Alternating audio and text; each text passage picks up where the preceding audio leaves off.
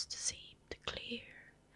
There were dead people everywhere, crashed sign, cars and broken objects, but nothing was moving. Alpha, give me a sit rep, the radio voice resounded. HQ, this is Captain Reynolds. We lost 2 men, but we're close to the target location. Copy that. From what we can tell here, nothing's moving near the pharma company, but you can expect some resistance inside. Roger that. Alright people, let's move it, Reynolds ordered, stepping up his pace. When we rounded the corner, Reynolds pointed to a big building near the intersection. He said, "That's our target, and we need to be quiet, so get your knives out, and in case we're overwhelmed, open fire." The building's entrance was completely obliterated. Glass shards, which were once part of the entrance door, littered the floor of both the interior and exterior of the company.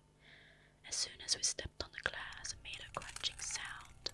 A very short but violent gasp was heard from the inside. Then frantic, uneven footsteps that got louder by the second until one lady showed up in front of us. She had blood around her mouth and bloodshot eyes. She stared at us, snarling and hissing. Her head twitched, and I wondered if the person she was before was still aware of anything, or the parasite took over control completely. Reynolds stepped forward, clutching the handle of his knife firmly. "Come on, gorgeous," he taunted the lady. That was more than enough for her. She screamed and ran to the captain, but he stopped her by grabbing her by the neck.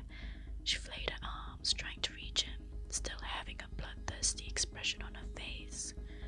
Reynolds held her like that for a few seconds, and then with a swift move stuck the knife into the woman's eye. She immediately went limp and fell to the floor. The rest of us secured all the other entrances and waited to see if the woman's screams attracted more of them. No one came, so we were safe for the time being. Reynolds picked up his knife and used the radio. "HQ, we're in. Dr. Goodman and his research should be in the lab on the 4th floor, HQ responded. We proceeded through the ransacked facility. It was surprisingly empty. A few dead scientists here and there, garbage bins and vending machines knocked over, but nothing else in particular. When we finally reached the 4th floor, we followed the signs to the lab section. The laboratory had glass walls, which I assumed were heavy-duty and not easily breakable. The inside of the lab itself looked like a mess, with various broken vials and spilled liquids on the floor. From what I could tell, no one was inside. There was a vending machine on the inside, leaning against the door as a barricade. "Anybody see anything?" Reynolds asked. "Nothing," I said. "The doc could have left by now or died." "Let's check the lab, Daniels." Reynolds gestured to the team member. Daniel slid the door aside with his free hand and carefully pushed the vending machine to stand upwards. "Weapons out," Reynolds commanded, sheathing his knife. We did so and went inside, scanning the room.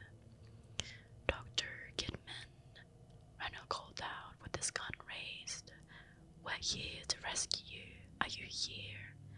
A few seconds of pause ensued. Then out of a corner, a person in a lab coat jumped out, rushing with scissor in hands at Reynolds, who was turned away. Just as he was about to stab the captain, I opened fire on the attacker, knocking him backward on the floor. "Hold your fire," Reynolds shouted. He looked at the attacker, who was holding his bleeding wound, writhing on the floor. "God damn it, Pierce, we need him alive," Reynolds got in my face. "Nice seeing you again, Captain," the attacker spoke in pain, shooting away and leaning against a nearby wall. "The government sent you to salvage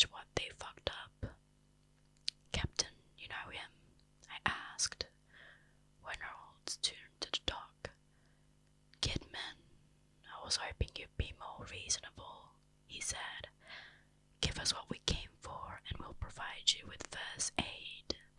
The doctor chuckled, but his expression quickly turned into agony. He said, "You know as well as me I'm a dead man, and there's no way I'll cooperate with those fuckers. I won't let them have the sample or my research." "Captain, what's he talking about?" Bracken asked.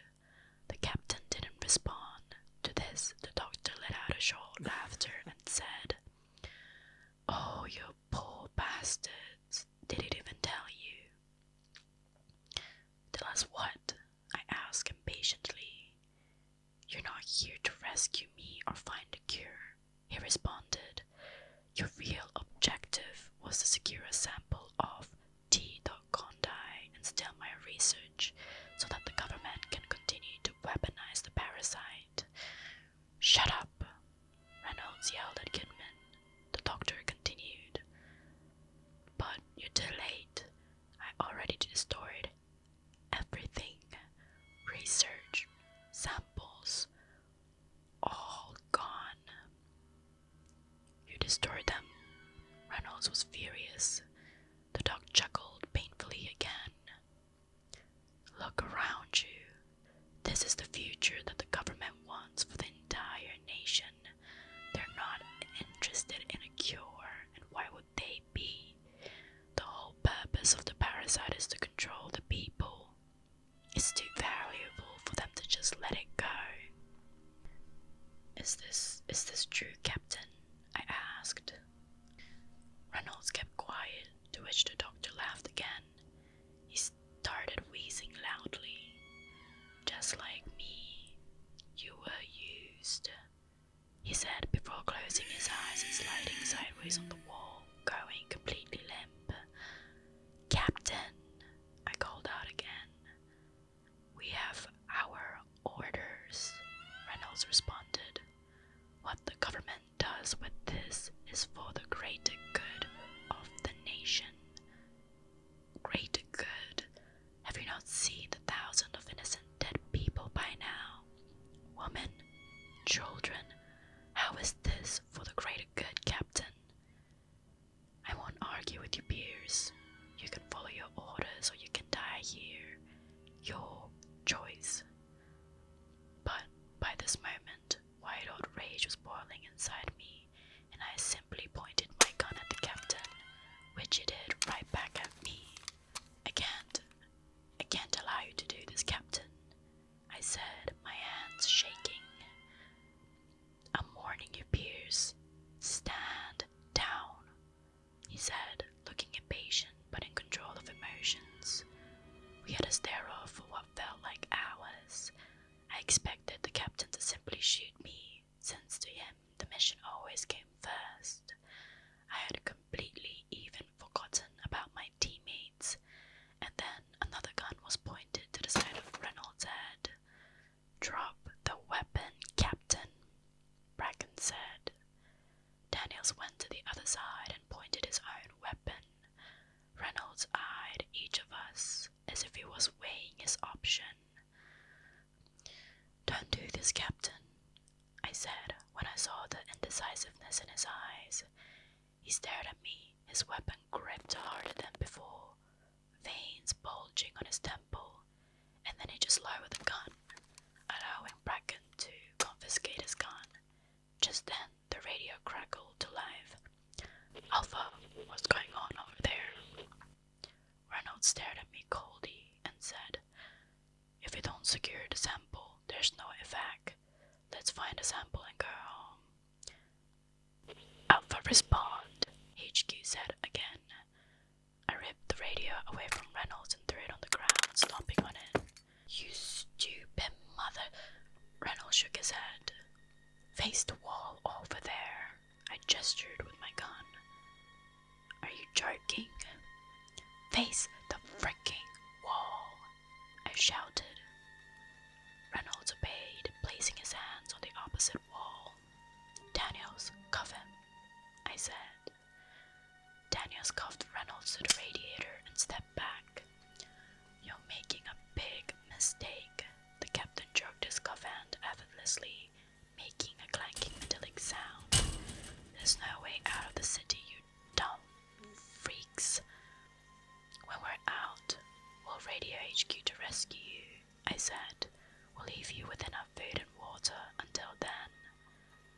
dragged the vending machine close enough to him so that he can reach it with his free hand.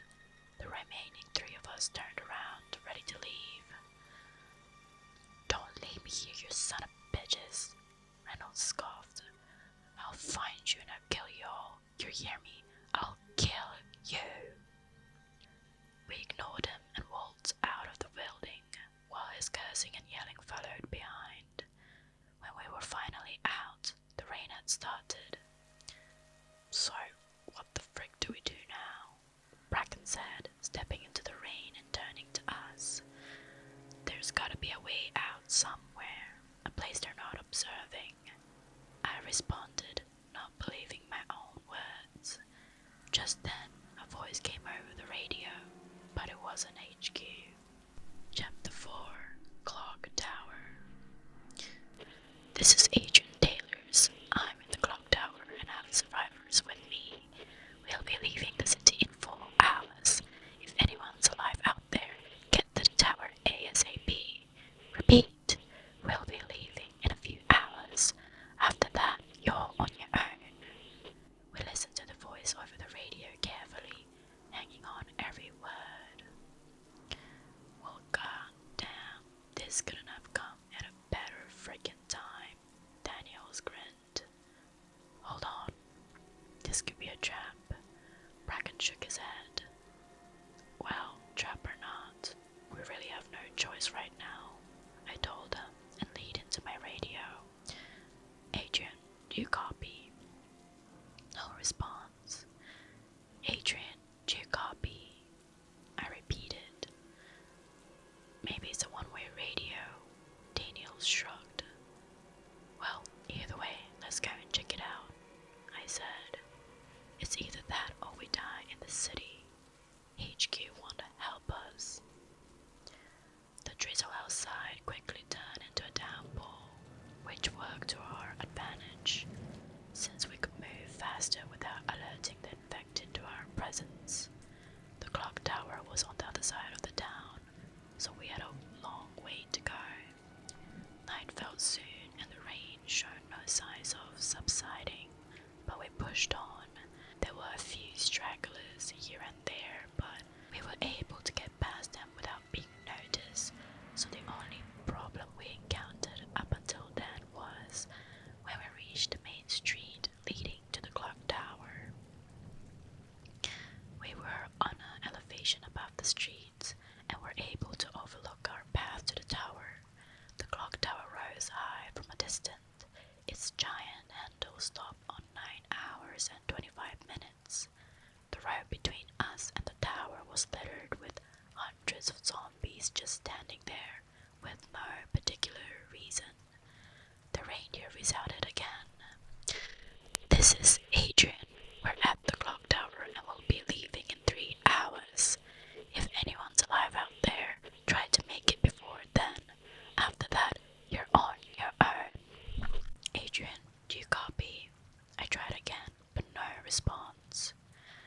"We need to go around these guys," Daniel said. "What's the best route to take?"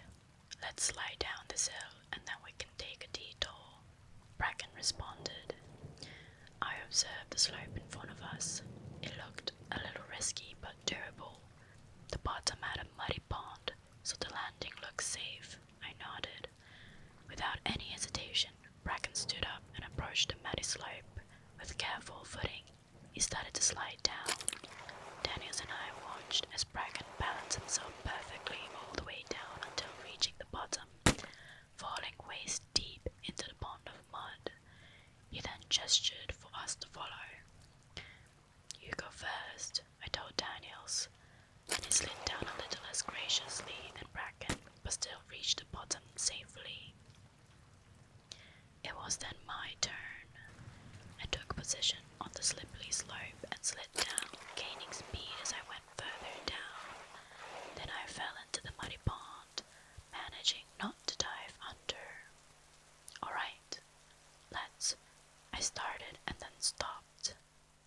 I felt something grip my boot in the pond, and before I even had the chance to shake it off, a figure jumped out of the mud and tackled me, causing the both of us to fall into the mud. Before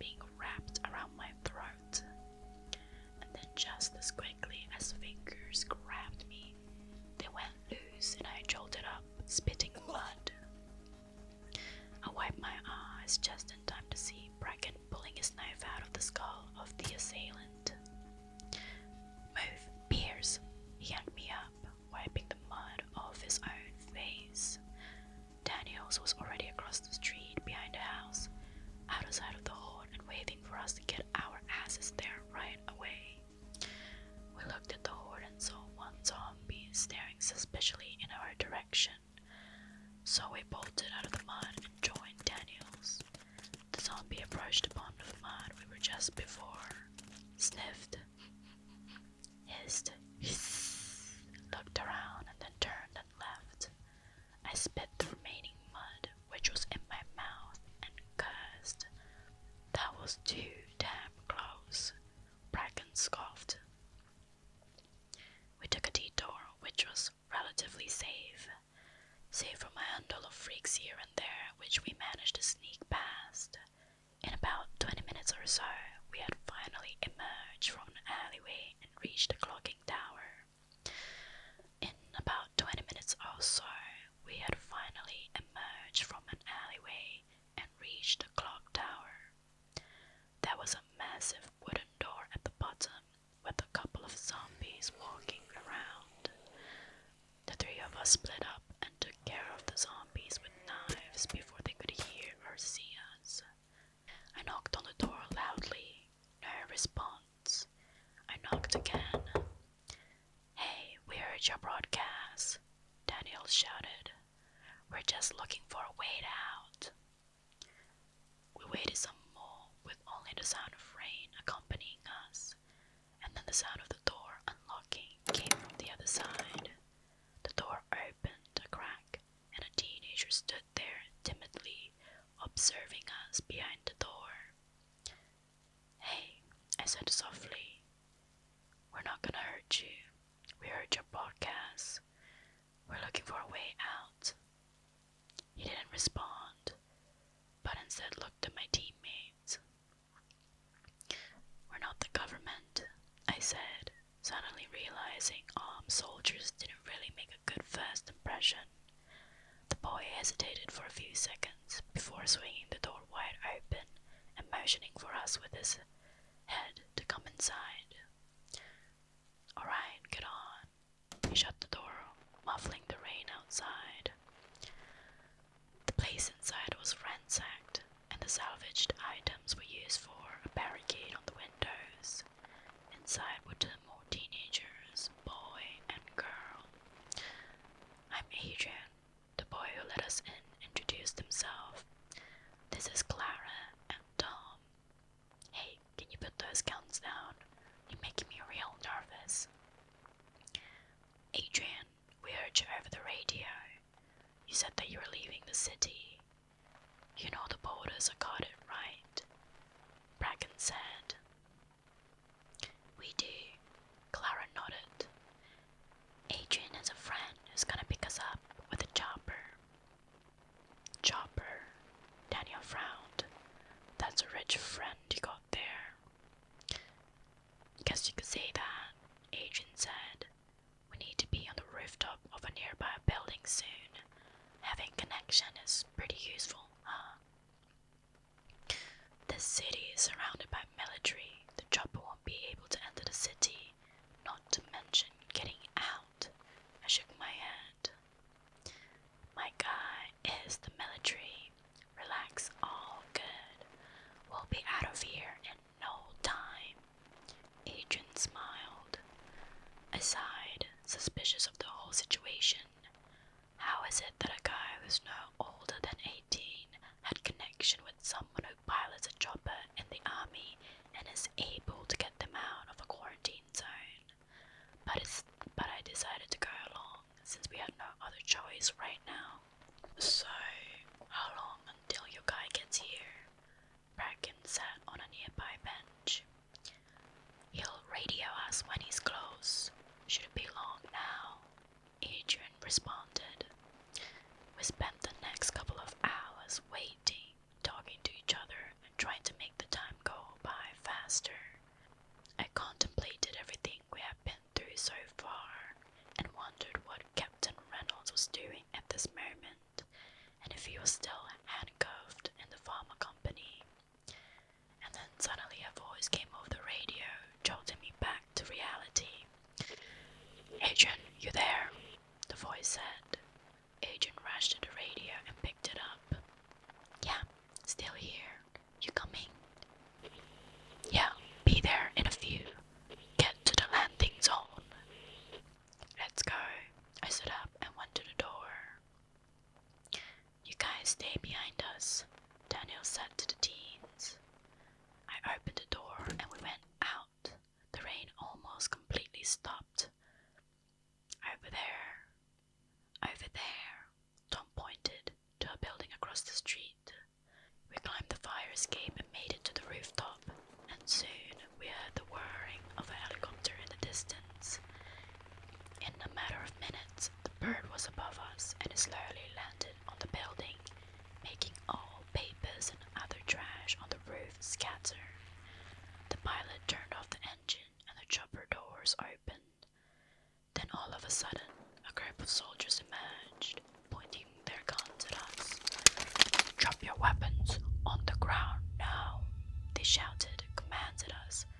Before we could explain anything, we were forced on our knees and our guns confiscated. So you actually got them, Adrian. Nice work. One of the soldiers chuckled and I was confused. Hey, what's going on, Adrian? I asked, but the soldier told me to shut up. Just then, another soldier stepped out of the chopper, stretching his back, cracking his neck. It was Captain Reynolds. Captain, Daniels tried to stand up, but was knocked back down by a soldier. Surprise, asshole, he said, focusing on me. Told you I'd find you. Adrian interjected. Listen, this little family reunion is nice, but let's talk business. We upheld our end of the deal. Now it's your turn to pay up. Yeah, sure. Men, give them their reward, Reynolds responded. The soldier raised their guns and opened fire. There was a loud scream and a please God no before it was silenced forever. Fucking brats. Reynolds shook his head and continued. Thought you'd just leave me behind and abandon the mission, huh? Well, no matter what, we managed to secure one sample the dog didn't destroy, so the mission is accomplished.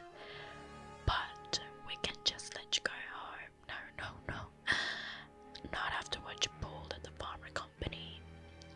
So now, let's see which one of you pricks will be lucky. And if it were up to me, I'd kill you all right here. But HQ has other plans. He pulled out a device that looked like a scanner and pointed at me. Pressing a button on it started producing a synchronized beeping sound. This device will tell us if any of you are infected.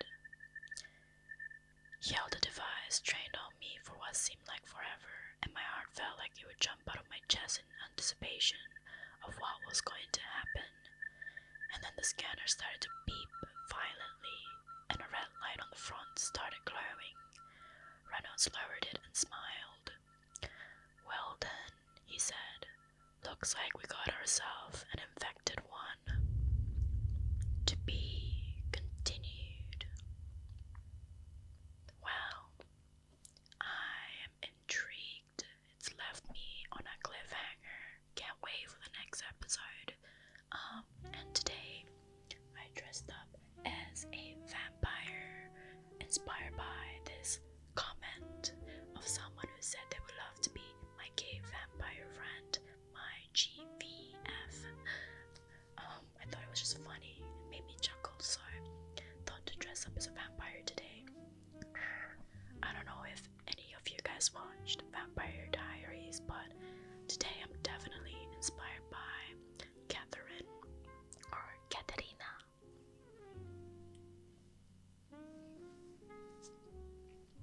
Yeah, I'm enjoying these like more narrative-based story as well as the other casual ASMR. I feel like I'm getting a hang of the different contents that I can be making, and it also seems like the people watching are growing, and I'm so happy that I get to share everything with you all.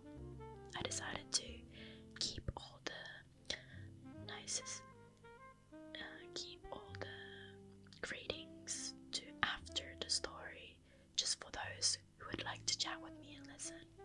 But yeah, how are you guys? I hope you guys are doing good. Can't believe it's already the end of January. I mean, it's already February. We just finished 2022. Can't believe the first month is already over, and it's 11 more months to go. So freaking crazy. Anyways, don't let the New Year's fool you into being stressed about doing things perfectly and achieving your New Year resolution. I mean, I think it's always good to have like a fresh start, right? That's always nice, but don't worry about it. Any fresh start. You know, it's just like a mindset, and you have your whole life to figure shit out. So just take it easy. You'll get there. I'm sorry, that was a really long outro,